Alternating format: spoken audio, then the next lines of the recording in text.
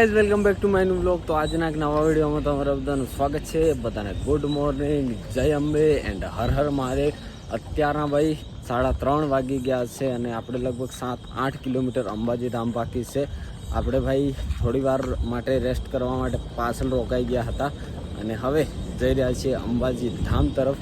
તો પહેલાં આપણે જઈશું ભાઈ આપણા જે મતલબ પહેલાં આપણે સ્નાન કરશું, પછી કપડાં ચેન્જ કરશું, પછી મંદિર તરફ જઈશું।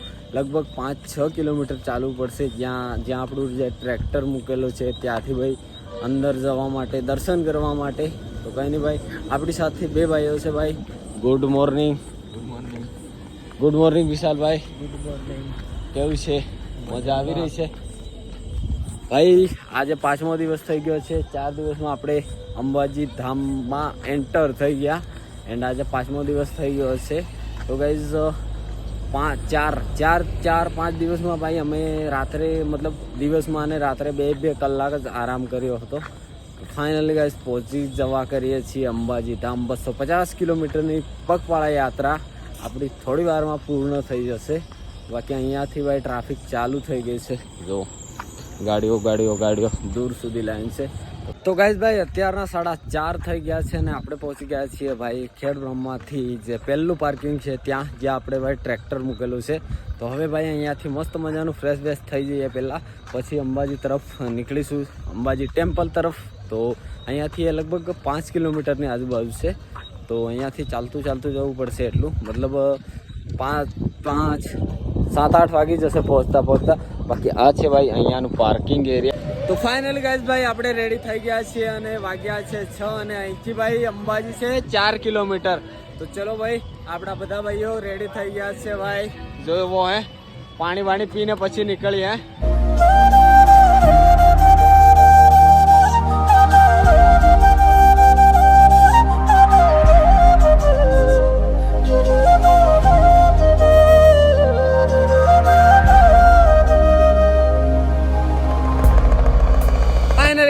અત્યારના 7:30 વાગી ગયા છે અને પહોંચી ગયા છીએ આપણે મંદિરના મેઇન ગેટે।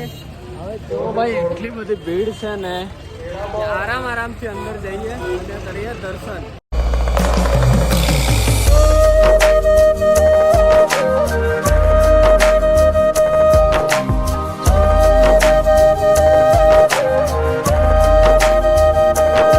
તો ફાઇનલી ગાઈઝ આપણા જે ચપ્પલ છે અહીંયા મૂકી દઈએ। ચલો પગ રખા ઘરમાં।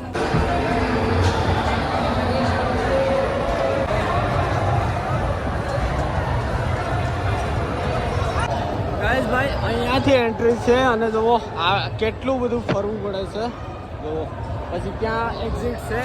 તો ચલો ભાઈ ત્યાં પહોંચીએ જલ્દી અને ભીડ પણ એટલી બધી છે, જુઓ બહુ ભીડ છે ભાઈ, બહુ ભીડ છે।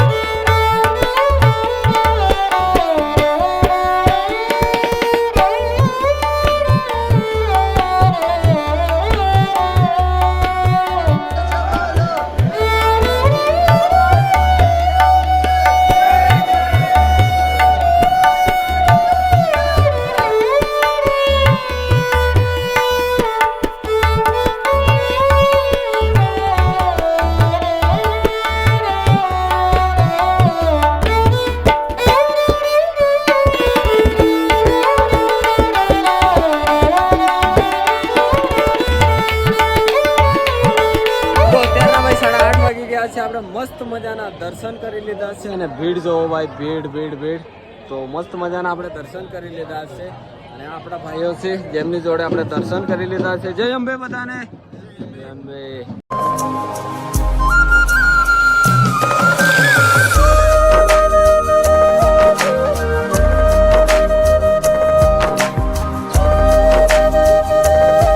ફાઇનલી ગાઈઝ ભાઈ વાગવા કરે છે 10 અને આપણે આવી ગયા છીએ ભાઈ મંદિરની બહાર. મસ્ત મજાના કરી લીધા છે દર્શન. હવે આપણે જઈ રહ્યા છીએ ભાઈ બહારની તરફ. તો ગાઈઝ હવે આપણે જવાનું છે ભાઈ ગબ્બર દર્શન કરવા. મતલબ 2 થી 3 કિલોમીટર ચાલીને જવાનું છે. તો એની પહેલાં ભાઈ રેસ્ટ કરવા માટે મસ્ત જગ્યા છે. તો અહીંયા આપણે થોડી વાર રેસ્ટ કરીશું ભાઈ. જો કેટલી બધી પબ્લિક આરામ કરી રહી છે. તો અહીંયા ભાઈ ચપ્પલ નીકાળી દઈએ, પછી આપણે જઈએ થોડી વાર રેસ્ટ કરવા માટે. પછી જઈશું ભાઈ ગબ્બર દર્શન કરવા માટે. તો ચલો થોડી વાર રેસ્ટ કરી લઈએ.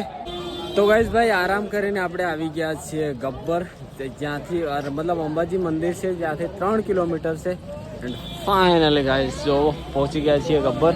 બસ 500 મીટર નહીં 700 મીટર, અરે ભાઈ કિલોમીટર હશે. 1 કિલોમીટર જેટલું લાગી રહ્યું છે બાકી જ.